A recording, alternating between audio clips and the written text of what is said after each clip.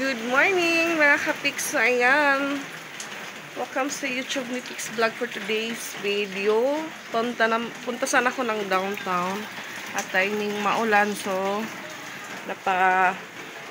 ano po muna tayo dahil malakas po yung ulan kanina mga ka-Pix. So ngayon medyo umupa na po siya. Punta po ako ng downtown dahil kaunti na lang po yung paninda ko dito. So yung dalawa po tulog pa, nasa taas pa po sila. So, si Papa Pix, kami lang pong dalawa pa lang yung gising. So, sabi ko sa kanya, punta ko ng downtown. Bilhan ko ng yung tindahan dahil yun nga ho, kaunti na lang po yung laman. So, ayan, nilagyan ulit na kaserola yung po natin. Kasi, tumutulo kanina, 3 beses siguro yun. Tumalon dyan yung mga pusa. Bili pa ko dito ng canton tsaka noodles. Dahil may naghahanap po. Tapos, itlog din po. Dagdagan ko ulit. Nakaipon naman pa ako ng dito. Pambili. Umabot po siya ng 1.3. So, yung 1.3, budgetin ko po kung ilang peraso po yung mabibili ko. Kagaya po ng tuyo, suka. Ayan. Kaunti na lang po yan. Tsaka, wala na pa akong mga dilata. Wala na pong sardinas. Yung mayroon na lang beef loaf. Wala na din po corn beef. May naghahanap ng corn beef. So, hindi naman po madami yung kailangan kong dagdagan. Ayan. Yung ko po, wala na akong swak. Dalawang na lang po. Tsaka yung oras ay, yan. 10:09 na po mga ka-Pix. Tulog pa po yung dalawa. At so, yan mga ka-Pix. Buti na lang din po, hindi po maulan kahapon. Habang namamasko po kami ng mga bata. Kasama po namin si Mikay, si Piang, pinasabay sa amin ni Rose Ann. Tapos, yung mga pinsan ko din po na galing sa Abuyog. Yung dalawang tiyahin ko, kasama ko din po sila kahapon, mamasko. Nag-umpisa po kaming mamasko 6 AM. Umagang-umaga pa po. Kasi pagdating po ng 9 hanggang 10, tahimik na po yung kalsada. So, iilan-ilan na lang po yung mga batang naglalakad. So, yung mga ninang-ninong, si Ate Isra lang yung meron sa isang ninong niya dahil si Patpat. Sabi niya, mabuti pa si ate daw may sabi ko, okay lang yan Pat. At least may ka na, may mga candy ka na. May mga, din po silang, may mga coins na bigay-bigay sa kanila kahapon. So, ako may nakuha po akong may napamasko po akong isang baso. Po siya, glass. Pwede po siyang timplahan ng kape. Kaso parang i-display ko lang po yung mga kapix kasi baka mabasag. At yan nga po mga kapix, thank you po sa nagbigay ng pamasko. Thank you po. God bless po sa inyo. Yung po mga kapix, nakakatuwa dahil yan nga yung kapatid ko nagbigay din po ng pamasko sa amin. So, siguro kaming lahat magkakapatid meron. Pati sila Pix, tsaka yung mga niya po, yung mga brother-in-law ko din meron. Yung tiyahin ko, kapatid ni mama, kapatid ni papa, siguro binigyan niya din ng ampaw. So, sa ampaw pa lang po, parang happy ka na kung matignan mo yung ampaw. Lalo na po yung laman. So, tapos may mga iba-ibang bata pumunta din doon sa kapatid ko hanggang nung 24 ng gabi yun nga doon kami kina mama. Kinabukasan pala kasi naabutan po kami ng umaga. Mga 4 na kami natapos. Dahil yun nga din po bumili ng Red Horse yung kapatid ko, tapos bali 4 lang po kami na nandun. Yung kapatid kong lalaki, ako, si Pix, tsaka yung isang tiyahin ko. So, matagal po namin yung naubos. Naabutan po kami ng alas 4 ng madaling araw. Yun nga, pag uwi niya daw, nanginig yung katawan niya. Yun pala, mataas yung lagnat niya. Hanggang nang umaga na, pumunta siya doon kina mama. Nagpaano po siya. Nagpahaplas. Tapos, yun nga ho, kahapon na ng mga alas 9. Pumunta naman yung isang kuya ko doon. Nagbigay siya ng sa mga bata. Sa isang pamangkin niya, 100 pesos yung bigay. So, sobrang saya na po ng mga kids. Kahit yun nga, malaking ano na po yung sa kanila dahil makakabili na sila ng kanilang mga gusto. So, yung dalawa ko siguro, nakaabot po sila ng 500 pesos sa mga napasko nila. Or siguro si Ate Isra lang. Iwan ko lang po kung magkano yung inabot ng pamasko ni Ate Patpat kahapon. Kasi sila naman po yung umahawak ng pera. May iba-ibang bahay po din dito. Nagbibigay po ng candy, tapos nagbibigay din po ng coins. Kagaya po sa amin, kahapon yung napamasko ko po, 100 pesos, mga bagong 50 po yun. So, pag matanda na or nanay, yung binibigay 50, sa mga bata naman po candy, tsaka 10 pesos. So, di ko lang po alam kung magkano yung naipon ni Patpat dahil bili po siya kahapon. So, doon na po kami kina mama. Na po siya, umuwi po siya, may dala po siyang Graham bar. Yun pala, bumili. Kaya si Ate Isra naman, sabi niya, mabilhin mo ako ng baril. Kasi yung mga pamangkin ko po, mga alas 10 ng umaga, yung ate ko, nakaisip na punta daw sila ng downtown dahil yung mga napamasko ng anak niya, baka pa daw magasto or mabili sa kung ano-ano. Kaya yung ideya ni ate, pumunta sila ng downtown kahapon, tapos nung umuwi na, sa isang bata may isang baril. Yung laro ang baril lang po. So, si Ate Isra parang na-amaze siya na mabilhan mo ako ng So, kung ate, hindi ka lalaki. Kinakuya mo lang yun. Hanggang tanong siya sa akin, makailan ka punta ng downtown? Sabi ko, bakit? Sabi niya, secret. Kaya ngayon po, tulog pa. Dahil, yun nga, napaano tayo sa Pasko. Ayan, mainit na mga kapiks. So, alis na po ako. Punta ng downtown. Nasa downtown na po ako mga kapiks. At ayan, puno po yung Gaisano Central.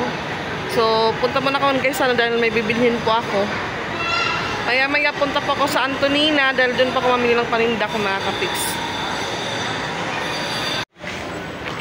So, ayan, sobrang dami po ng tao sa downtown.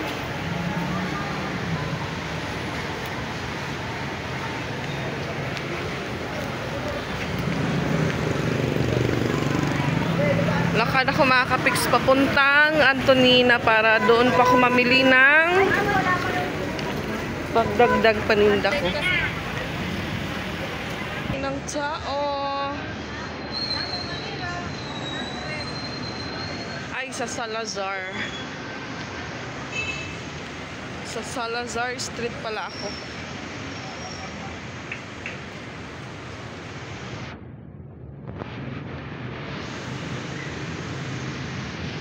So, tatawid ako. Dalawang tawid po yung mga kapiks. Unang tawid, takbo. Ito naman tayo sa kabila. Tawid ulit. Tawid walang sasakyan.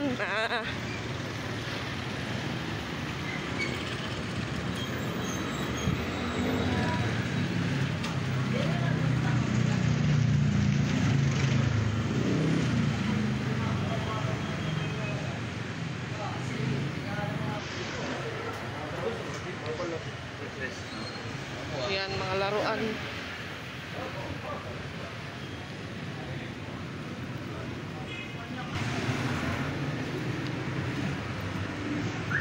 Victoria Salon Spa. So, lapit na pa ako sa Antonina. Sana bukas po sila.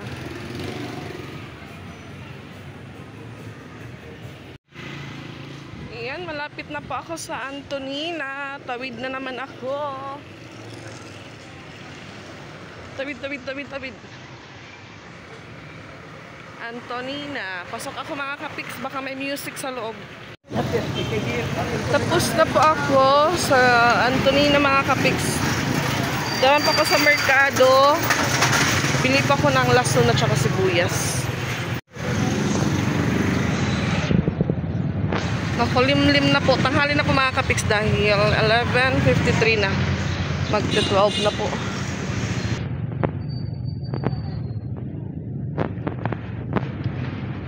mas madami po doon sa ano 578 yung tao ko sa dito. Iilan lang po. So bila ko ng itlog, half tray lang, pang dagdag lang din dito sa tindahan mga kapiks. Ayan, alas 12. Alas 12:42 na po at nakauwi na pa ako galing downtown mga kapiks. Timing paulan at hindi po ako naabutan ng ulan mga kapiks. Yan. Malakas ang uulanin nito dahil dumilim ang langit.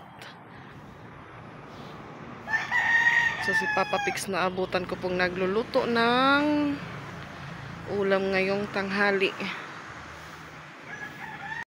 Ayan, may pritong tamban po mga kapiks at lumpia. Lumpiang Shanghai. So ayan, lunch po tayo. Doon na po umulan na. Ayan mga kapiks, kain tayo.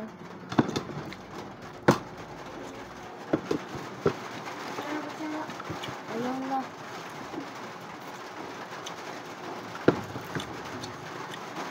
Doon na patsik daw na pat.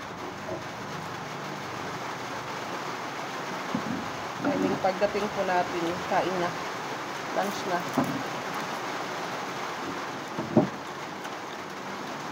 Bakla. Hello. 2 oras pa ako sa downtown. Umalis ako ano na po. Ay, 1 oras lang pala.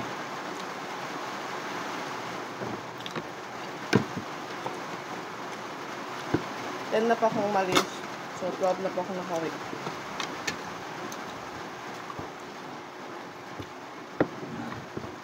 Ano pa ako? Kain. Merry Christmas po. An advance Happy New Year.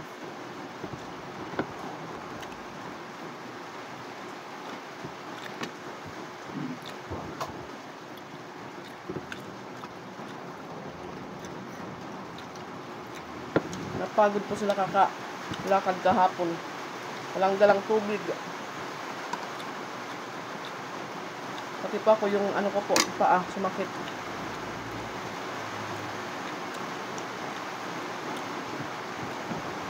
Si Mikay, hindi na niya na ano yung pagod. Nagpakarga siya sa kanyang mama. Ade.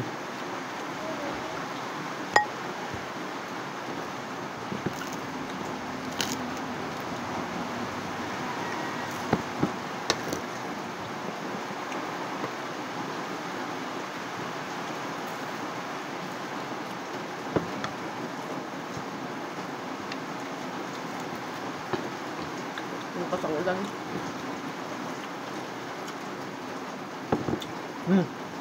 Wag ah. May kasulul rapat, ubos pat. Ang bunay pat, ilusad pat, may mahulus.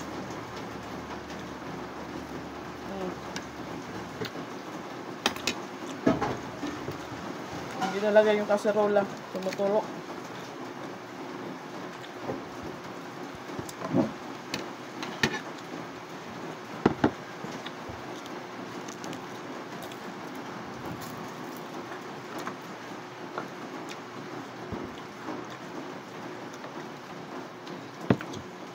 Nandun pa nandun.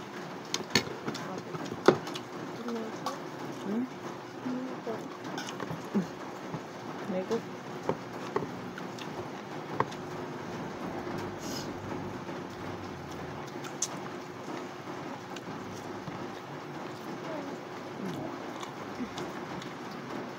Yung aming sausawan, may ano po, may pipino. Nilagyan ni Papa Pigs. Ano sasawan mo? Sasawan? Pipino. Nakakaw natin. May pipino tsaka sibuyas. Naman, ito, ano kaya sa sasawan? Tidak. Masoy ito lang ba?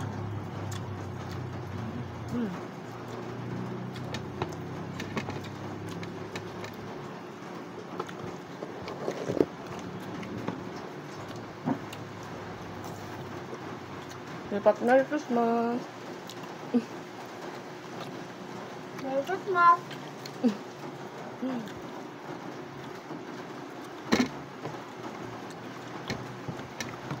napagod po sila kahapon kakalakad dahil buong rainbow inikot namin.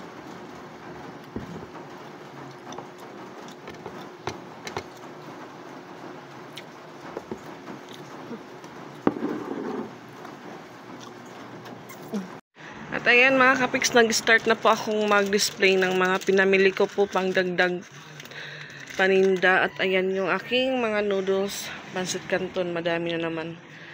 So nakapag-abono po ako ng 400 dahil umabot po ng 1,650 yung aking na bayad sa counter.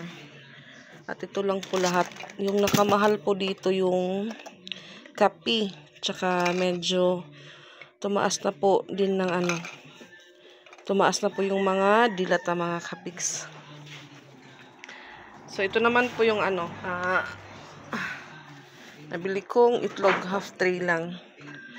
Tapos ito po ay sibuyas. Yan, kamatis po mga kapiks, 6. Yung kamatis po na nabili ko mga kapiks, 6 lang po siya at halagang 30 pesos. So sabi ko yung isa, 5 na. So yan, asin. At ito naman po ay yan, lasuna at pamintang durog. Tapos ito naman po yung aking nabiling sibuyas. 19 pesos po mga kapiks. So ito lang po yung pinunta ko sa merkado kanina. Hindi lang po ako nagtagal nga doon dahil kaunti lamang po yung pinamili ko. At ayan mga kapiks, natapos din po akong mag-display sa aking binili kanina. At sa ayan, yung ginamit ko pong pangdagdag is nung napaskuhan ko po nung Christmas. So ayan, okay lang pong magdagdag ako dito sa tindahan kasi yung mga bata, yun nga, kumukuha naman po dito. Parang nauna lang po yung magiging bayad ko pag kumuha po sila ng biscuit or kahit ano mga kapiks. So ayan mga kapiks, thank you for watching and see you in our next vlog. Bye-bye po!